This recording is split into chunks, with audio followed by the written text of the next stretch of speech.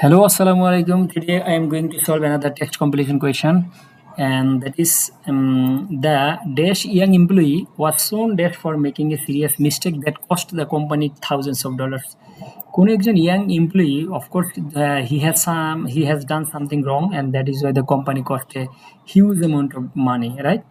So young এমপ্লয়িটা যদি খুব বেশি এক্সপিরিয়েন্স অথবা খুব বেশি নলেজেবল এবং ট্যালেন্টেড হয়, তাহলে নিশ্চয়ই এটা তার এরকম কোনো একটা মিস্টেক করার কথা না। তাহলে আমার এমন একটা শব্দ খুঁজবো যেখানে হয়তো ইয়াং লোকটা তার লেক অফ এক্সপিরিয়েন্স অথবা লেক অফ এক্সপার্টাইজ বা লেক অফ স্কিল এরকম একটা কারণে সে তার কোম্পানিতে বড় একটা মিস্টেক করে ফেলেছে, রাইট? তাহলে ব্যানাল শব্দটা হচ্ছে মামুলি বা গতানুগতিক, দ্যাট ইজ নট কারেক্ট। মামুলি বা গতানুগতিকের সাথে এই কন্টেক্সটের সাথে যায় না।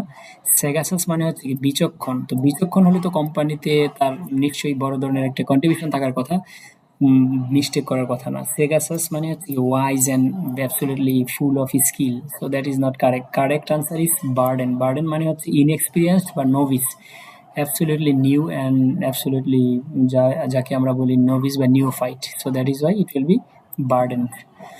দ্য মিস্টেক করার কারণে তাকে কি করা হবে? তাকে কি এনামোড করা হবে? ওয়াটসন এনামোড মানে প্রেমে মুগ্ধ হয়ে যাওয়া বা কাউকে ভালোবেসে ফেলা, that is not correct.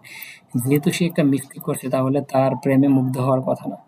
কেস্টিগেটেড is the correct answer, because castigated মানে হচ্ছে কাউকে ভর্ৎসনা করা বা তিরস্কার করা। সে যেহেতু একটা বিশাল বড় মিস্টেক করে ফেলেছে, so that is why it will be castigated. Deposed মানে হচ্ছে সিংহাসন ছেড়ে যাওয়া বা কোনো একটা সিংহাসন থেকে সরে যাওয়া বা পদচ্যুত হওয়া, so that is why it will be correct answer. Thank you for